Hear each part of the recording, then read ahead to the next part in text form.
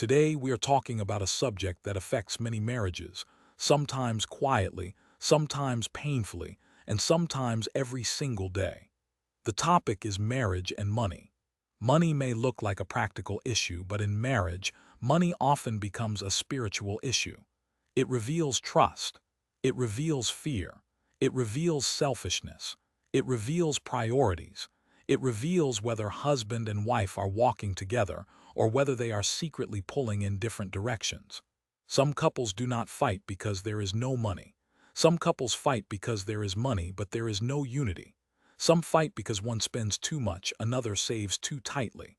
Some fight because of debt, hidden purchases, family pressure, job loss, rent, bills, school fees, or the fear of tomorrow.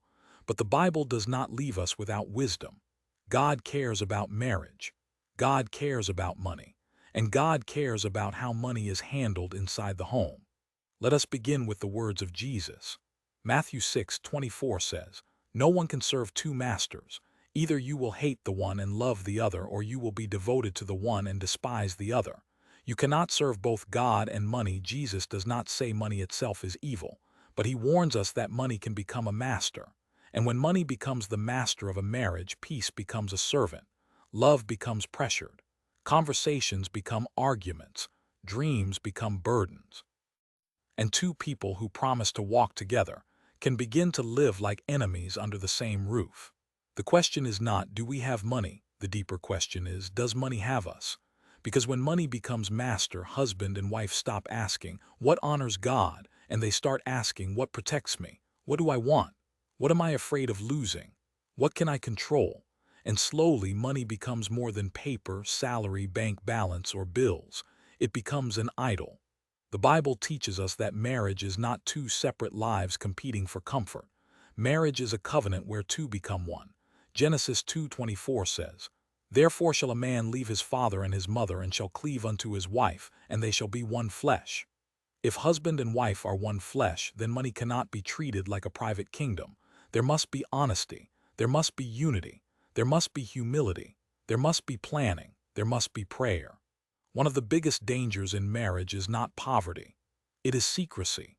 A marriage can survive financial difficulty when there is truth, patience, prayer, and teamwork. But even a wealthy home can fall apart when there are hidden debts, hidden accounts, hidden spending, hidden gambling, hidden loans, or hidden resentment. Proverbs 11:3 says, "The integrity of the upright shall guide them, but the perverseness of transgressors shall destroy them." Integrity must live in the financial life of a marriage. Husband and wife should be able to speak honestly about what is coming in, what is going out, what is owed, what is needed, and what must change. Not every conversation will be easy, but truth spoken with love is better than peace built on lies. Let me share a short story. There was a young couple named Daniel and Miriam. They loved each other deeply, but every month the same argument came. Daniel would say, "Where did the money go?" Miriam would say, "Why do you always blame me?" He felt she spent too much. She felt he controlled too much. They both had fears they never expressed. Daniel grew up in a poor home, and he feared lack. Miriam grew up in a home where love was often shown through gifts, so buying things made her feel safe and valued. Every month the budget failed. Every month the words became sharper, and every month they prayed less together. One evening, after another painful argument, Miriam sat quietly and said, "Maybe money is not our only problem. Maybe we stopped listening." Subscribe, like, and share so God's word can encourage someone today. Daniel did not answer immediately. Then he said, "Maybe I have been trying to control everything because I am afraid." That night they opened their Bible and read Matthew 6:33. "But seek ye first the kingdom of God and his righteousness, and all these things shall be added unto you." They realized they had been seeking security first, comfort first, control first, and approval first.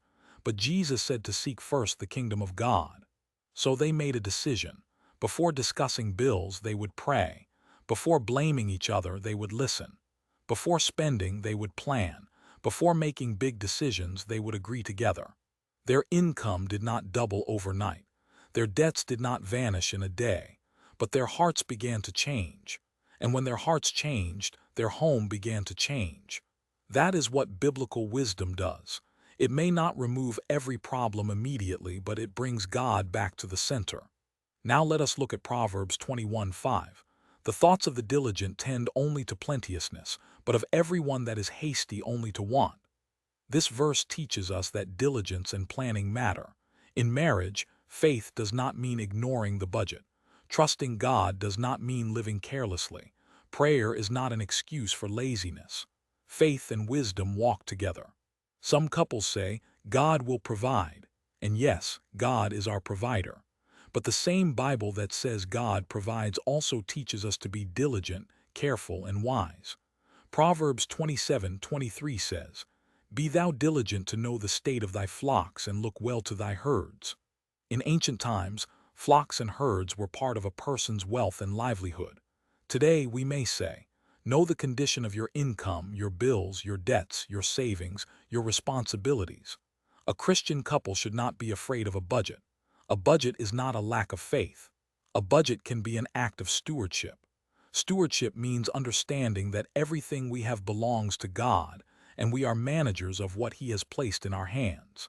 Psalm 24:1 says, The earth is the Lord's and the fullness thereof, the world and they that dwell therein. Your salary belongs to God. Your business belongs to God. Your home belongs to God. Your talent belongs to God. Your time belongs to God. And yes, your marriage belongs to God. When a husband and wife understand this, they stop asking only, can we afford this? They begin asking, is this wise? Does this honor God? Will this bring peace or pressure? Are we being faithful stewards? Money problems in marriage often grow when couples confuse needs and wants. Food is a need. Shelter is a need. Basic clothing is a need. But pride can turn wants into emergencies. Comparison can turn luxuries into demands. Social pressure can make couples spend money they do not have to impress people who are not responsible for their bills. 1 Timothy 6:6 says, But godliness with contentment is great gain. Contentment is powerful in marriage. Contentment does not mean you never desire improvement. It means your heart is not controlled by what you lack. It means you can be grateful while you are growing. It means you do not destroy today's peace because you are obsessed with tomorrow's possessions. Many marriages are not suffering because God has not provided. They are suffering because contentment has left the home. Then Paul gives us a strong warning in 1 Timothy 6:10. For the love of money is the root of all evil, which while some coveted after, they have erred from the faith and pierced themselves through with many sorrows. Note this carefully. The Bible does not say money is the root of all evil. It says the love of money is the root of all evil. Money can feed a family. Money can support ministry. Money can help the poor. Money can pay debts. Money can build and bless. But when money is loved, chased, worshipped, and trusted more than God, it becomes dangerous. In marriage, the love of money can appear in different ways. It can appear as greed. I need more, no matter what it costs. It can appear as fear. I cannot give, I cannot share, I cannot trust. It can appear as pride. My worth is in what I own. It can appear as control. Because I earn more, I rule more. It can appear as secrecy. This is my money, and I will do what I want. But biblical marriage does not use money as a weapon.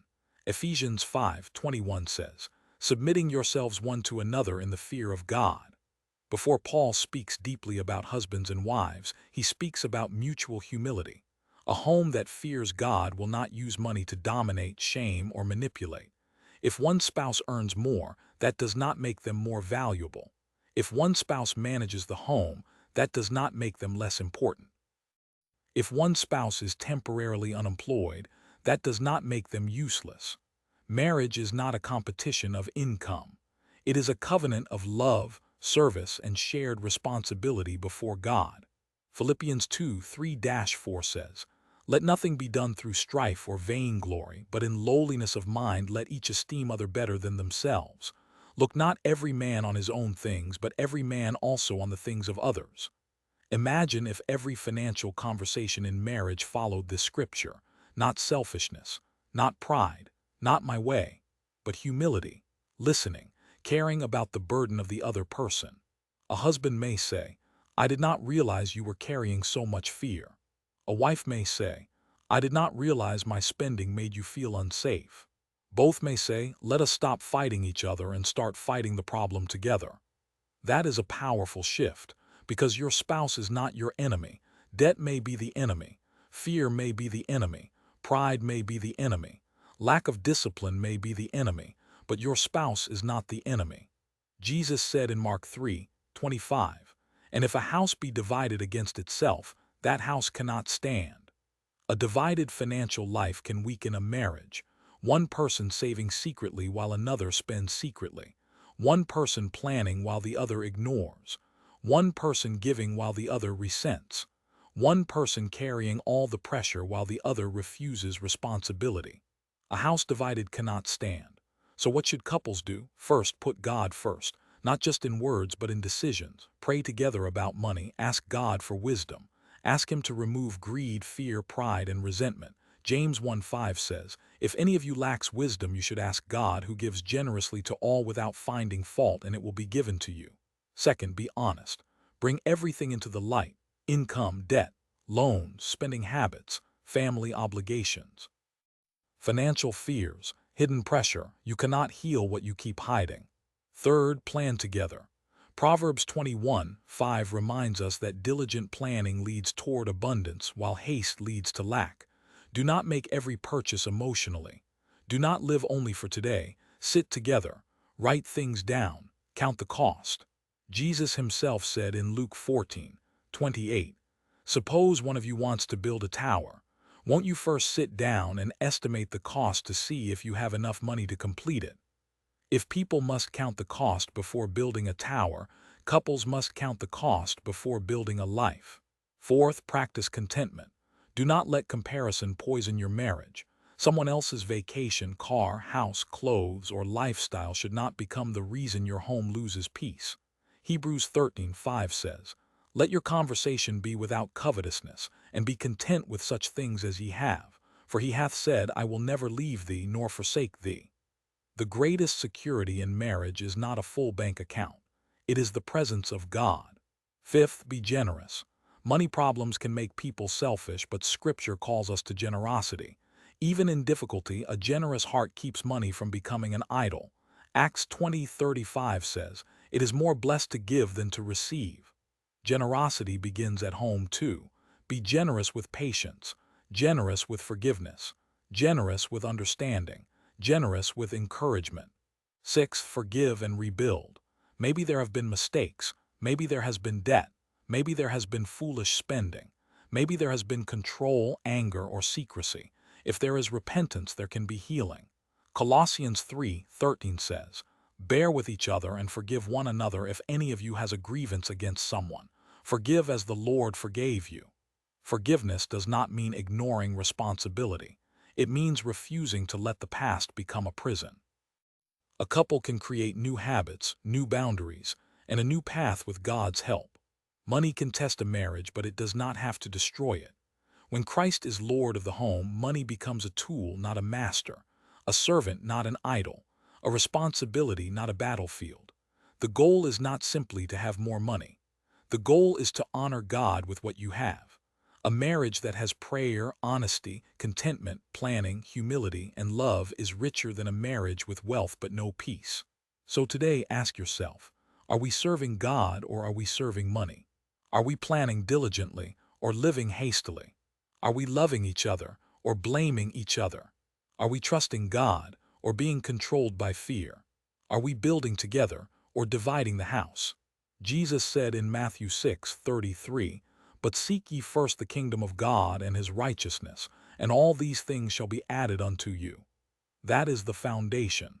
Seek God first in your marriage. Seek God first in your finances. Seek God first in your decisions, and let everything else come under his lordship. Let us pray. Father, we come before you today and we ask for wisdom in our homes.